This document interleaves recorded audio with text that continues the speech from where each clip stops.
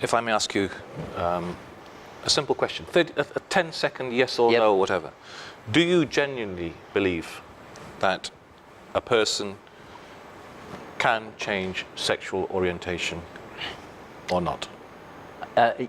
Yes, in a word. I think this orientation word is something that needs to be put under the spotlight because it functions as a word that says something is fixed. And I think even the secular researchers are showing clearly that sexuality is fluid across the board. Okay. Minister Helena Dalli, this week, in one of her continued attacks on Matthew Grech, wrote this piece in the Times of Malta where she says, "Equality is Malta's beacon." A very, very interesting title. Very interesting title. She says, in part of her article, she says, one right that cannot be pitted against another. Fair enough, we are not taking away anybody's rights by simply stating what we believe in and what we have a right to believe in. So no one is actually pitting any rights whatsoever.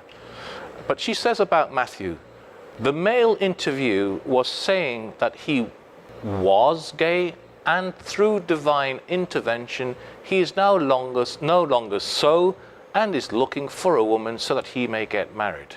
She also stated the following: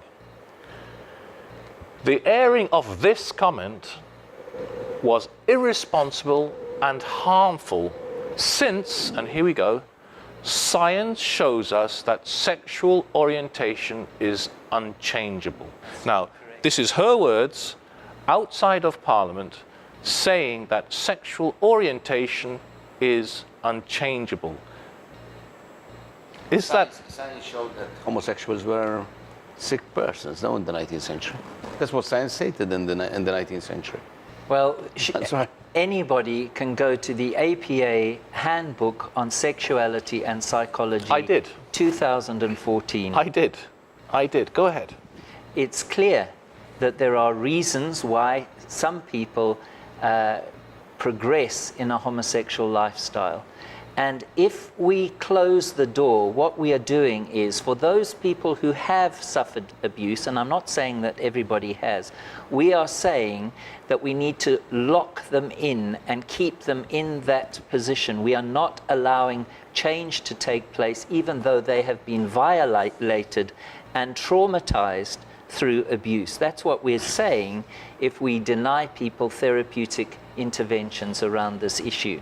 What I found very interesting when I was reading that APA document was that actually one of the most respected psychologists, I can't remember her name at this moment. Dr. Lisa Diamond, you're talking about. Dr. Lisa Diamond she is the stated that sexual orientation through scientific research, through her own 30 years studies. 30 years of study, she concludes that it's not fixed, that it is fluid. And guess what?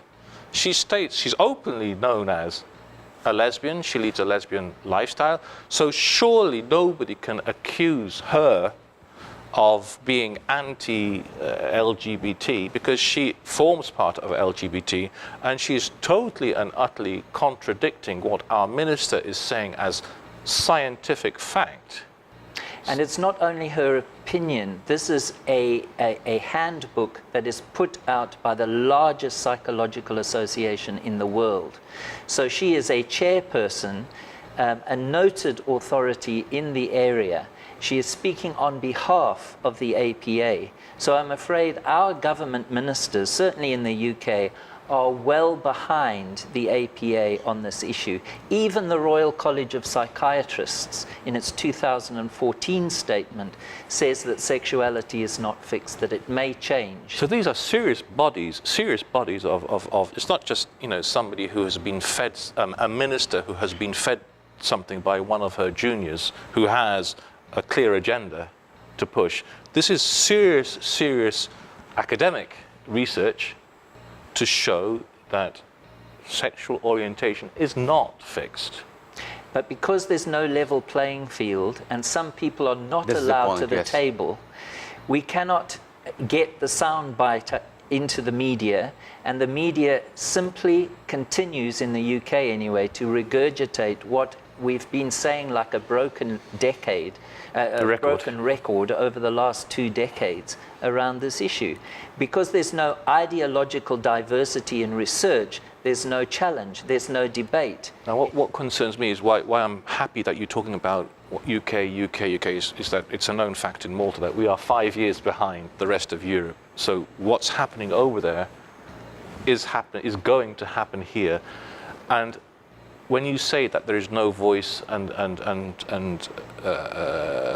censorship, what's even worse is when you have a minister who is for her own political agenda and for her own, through the advice she's being given by members of MGRM, she comes up with even worse statements, if I may, which is this statement here. I found this statement by the minister utterly shocking and utterly disgusting, to use such a phrase. She says, research and experience shows us that suicide attempts and suicide and suicidal ideation among LGBT youth are significantly higher among the general public. LGBTIQ adolescents have the highest rate of suicide attempts. Conversely, parental acceptance of or neutrality with regards to child's sexual orientation brings down the attempted suicide rate. So what she's saying here is she's almost blaming suicide rates on somebody who is attacking this particular faction of society. Of course, Matthew was in no way doing so, but she carries on with this statement. This is why the said interview was detrimental to LGBTIQ youth and adolescents. Now, I find this link up with what I believe in to an accusation that I am helping people to commit suicides is so disgusting to come from a minister. It's just totally not acceptable. I just want to show one more last piece, if I may. How then is it all right to broadcast an interview? The interviewee speaks in an equally irresponsible and duplicitous manner. She is linking something so delicate, which deserves much more serious discussion, to a simple belief and a comment by a singer. I just find this shocking that a minister can link these two up. 1 + 1 do not make 2,000. I think the minister has been poorly advised. If she goes on to the Royal College of Psychiatrists website and looks for a paper by Robin Matthey is a significant researcher in the field of suicide. She makes the point that we have to distinguish between suicidal ideation, the desire to commit suicide, and suicide completers who actually carry out suicide. And her evidence shows clearly on the Royal College of Psychiatrists website that it is not the case that suicidal completion rates are higher among the LGBT. What is higher among the LGBT is this suicidal ideation, the desire to commit suicide. And the general public is not able to hear the difference very often, or are not aware of the difference between completion and ideation. So again, this is a complete misunderstanding. And may I say, it's a misconstruction of the facts, number one. And number two, I have to ask with respect how a government minister, with all her authority and position, can bring herself to speak about a citizen in a country in the way that this is happening. This would not be done in the UK. You would not get a government minister doing that to an individual in this way. I think this is something that, certainly from my position as chair of the International Federation for Therapeutic Choice, we would be very concerned about. Okay, let me also, to add to what you're saying, somebody under her article made this comment, which I thought was a very valid comment. He says, Dalli's is a prime example of mind totally enslaved by the spirit of the times and subservient, beholden to the LGBTIQ lobby. Her article is a farrago of generalization and sweeping reference to science, research and experience, and we've discussed here that actually, there are other arguments to research and experience that gender orientation is not fixed, that convinces no one except herself and her lobby whisperers. For instance, nowhere does she mention that the statistical fact that those who have undergone transgender surgery have one of the proportionally highest rates of suicide. So, if you are saying that because you talk about this, you are pushing, it's wrong, because if you don't talk about it, can we go back to there are statistics there which show that even those who do go transgender surgery still have the highest rates, and it says there also, of course, highest rates of sexually transmitted diseases, etc. So her shameful and repressive treatment of Matthew Gregg is yet another example of how these tolerant progressives are far from tolerant with those who disagree with her totalitarian agenda. Their suppression of free speech is the real danger to liberal democracy. I really, really, really want to make this point. I am totally disgusted by the Minister, and I think the Prime Minister should actually intervene in this and take action. That you cannot blame somebody like Matthew, who said nothing about gender conversion, nothing at all. He simply stated his own personal lifestyle and what he believes in. Didn't mention it. Yet the Minister is here accusing him of the Minister and MGRM is accusing him of advertising gender.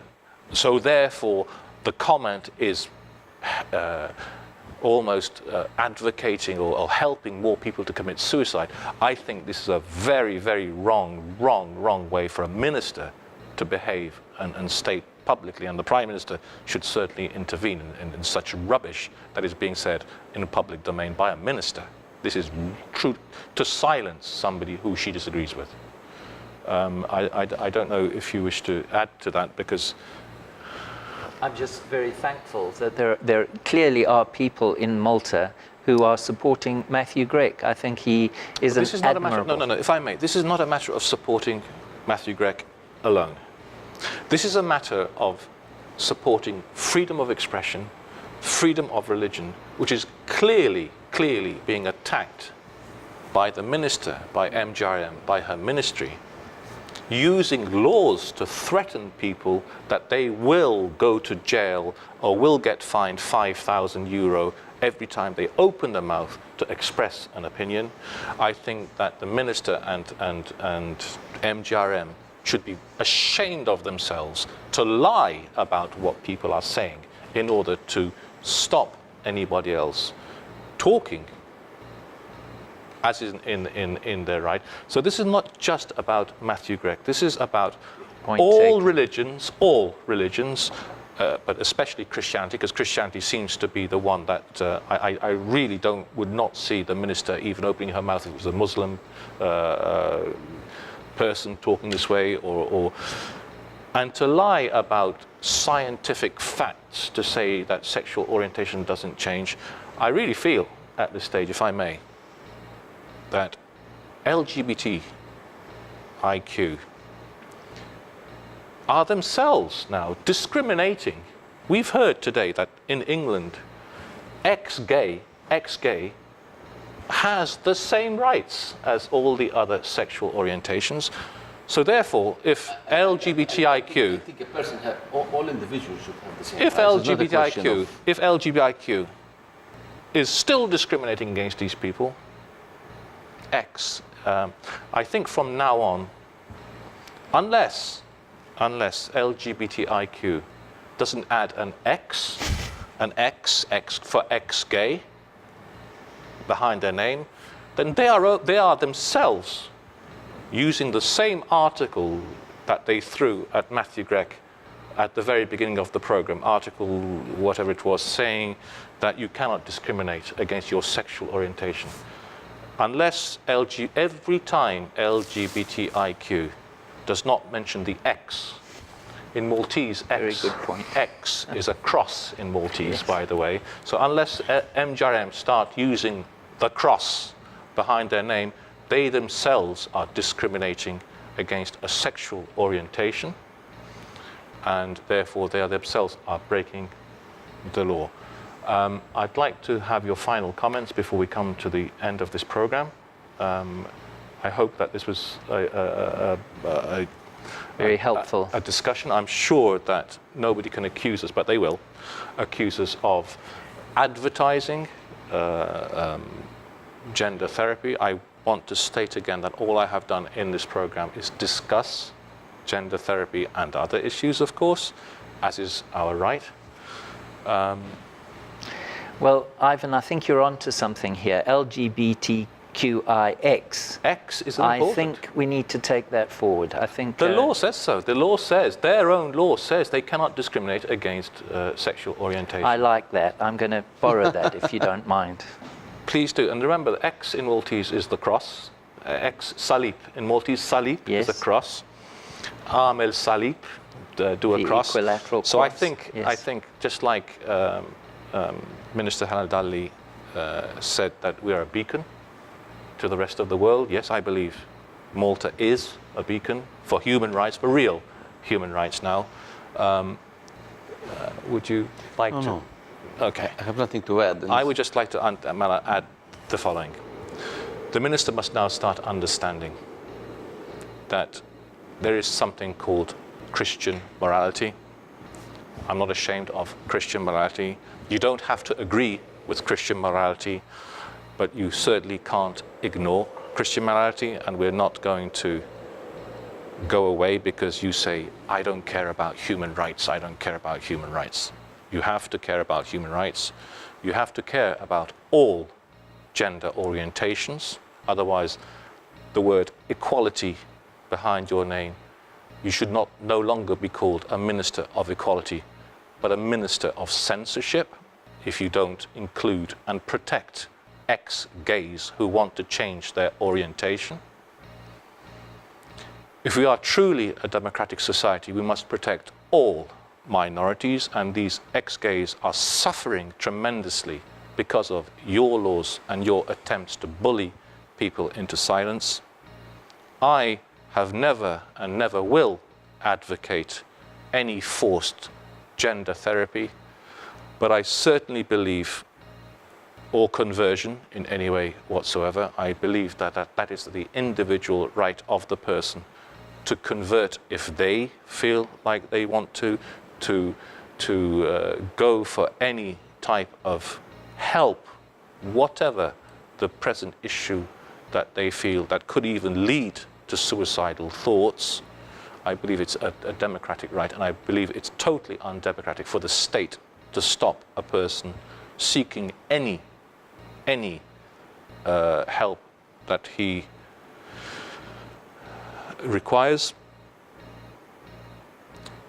I would also like to announce that because we are not backing off, we are going to go to court. We are going to take the minister to court. We are going to take her ministry to court, and we are going to take MJRM to court because of all these breaches that we have mentioned today.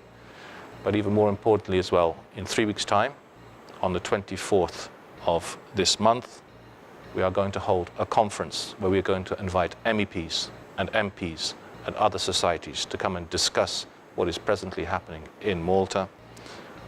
All are welcome to come and join us. Thank you very much for joining us. Niskuża ruħi li kelli nagħmel dan il-programm bl-Ingliż, imma minħabba il-guests li kellna kelli nitkellem bl-Ingliż. Id-dritt fundamentali tal-bniedem li jitkellem u jesprimi ruħu iva anka li ħaddan reliġjon kif jixtiequ. Daka dejjem ħan nipproteġuh Nispera li ġobkom dan il-programm. Grazzi tal-kontu magħna.